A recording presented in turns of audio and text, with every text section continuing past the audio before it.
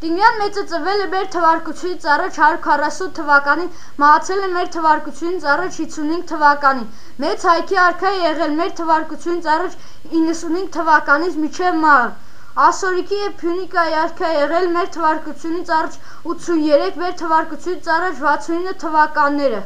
Մեր թվարկությունից առաջ 85 թվից կրել է արքայից արքա Տիտղոսը, հանդիսացել Արտաշեսյան հարստության հզորագույն ներկայացուցիչը, հաջորդել է հորը Տիգրանային։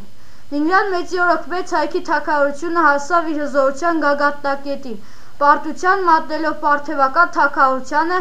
և ստանալով Սելևկյան գահը։ Հայաստանը կարճ ժամանակով դարձավ առաջավոր Ասիայի հզորագույն պետությունը։ Տիգրան մեծի տերությունը տարածվում էր Կասպից ծովից մինչև Միջերգրական ծով, Կովկասյան լեռներից մինչև Միջագետքի անապատները։ Տիգրանը, սակայն, կորցրեց իր նվաճումների մեծագույն մասը պարթևական թագավորությունը և ուժեղացող Հռոմեական հանրապետության դեմ պայքարում։ Մեր թվարկությունից առաջ 94-91 թվականներին Տիգրանը ռազմաքաղաքական դաշինք է կնքում Միրդատի հետ, ամուսնանալով վերջինիս դուստր Կլեոպատրայի հետ։ Տիգրանը ստանում է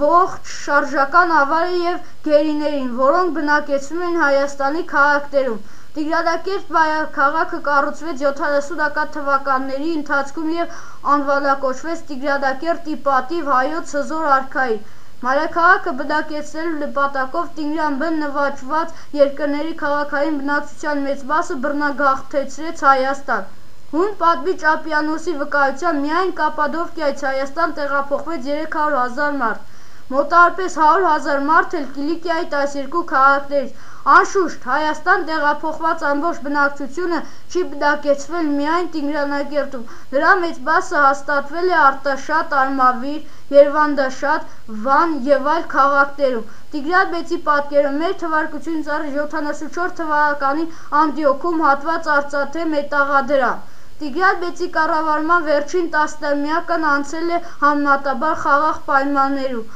առանց նկատելի իրադարձությունների։ Ենթադրվում է, որ նրա որդին և նրա հաջորդած թագավոր Արտավազդ Բ-ն վերջին տարիներին եղել են գահակից թագաժառանգ։